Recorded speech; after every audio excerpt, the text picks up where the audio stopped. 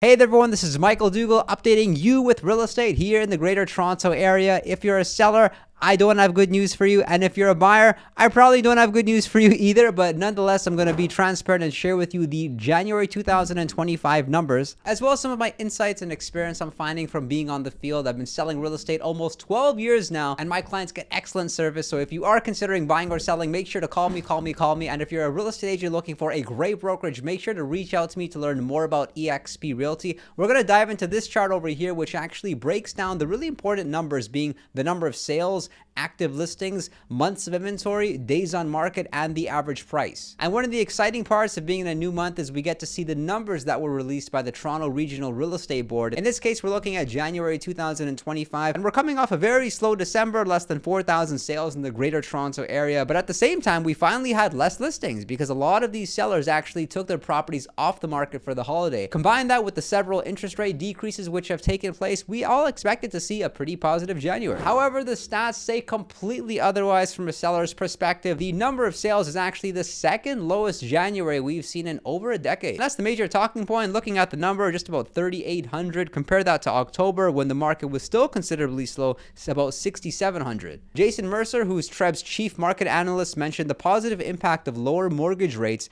could be reduced, at least temporarily, by the negative impact of trade disruptions on the economy and consumer confidence. And it's certainly not easy for us realtors working with buyers in today's market because most of their friends are discouraging them, unfortunately, from buying. So although historically there's a large percentage of first-time buyers that are typically in the market, we're actually seeing that most of the buyers in the marketplace today have already sold their existing property, or maybe they're moving in from another province. With the average rental price no longer increasing and actually stabilizing or decreasing in value, we can see that renting may be a good option for a lot of individuals. And something I really appreciated was they released the findings of a major poll that was done to determine buying and selling intentions in 2025, and they had found the majority of the poll respondents said that high taxes were actually making home ownership less affordable. With respect to the number of active listings, the number is up from December, not as high as it was in the fall, so we don't have as many listings, but we've actually seen different listings come to the market. And that's because many of the sellers actually had given up on selling their property in December. Unfortunately, they took their listings off the market, but we saw the inventory got replenished with new listings in January, as over 12,000 new listings came to the market in January. So if you're a buyer out there thinking that you've already seen the product that's available for sale, you may want to take another look. It's likely that you'll see different listings than you may have seen a few months ago. Our months of inventory, that remains to be high. The past 6 months has seen a higher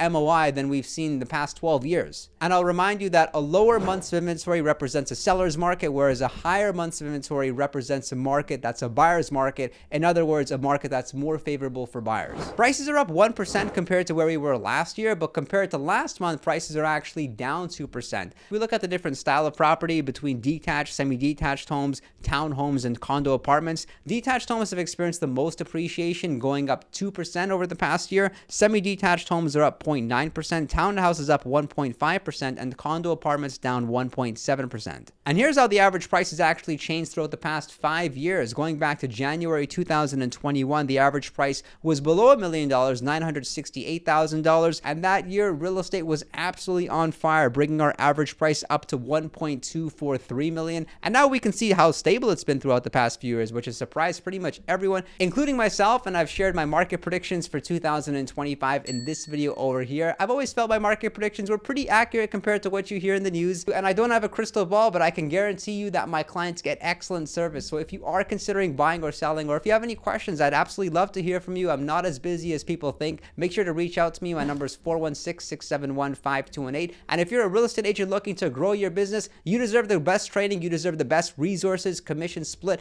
and general structure. And what eXp has to offer will completely transform your business. So I'm looking to speak to you soon. I'm also very active on Instagram. I thank you all for your support and look forward to seeing you next time.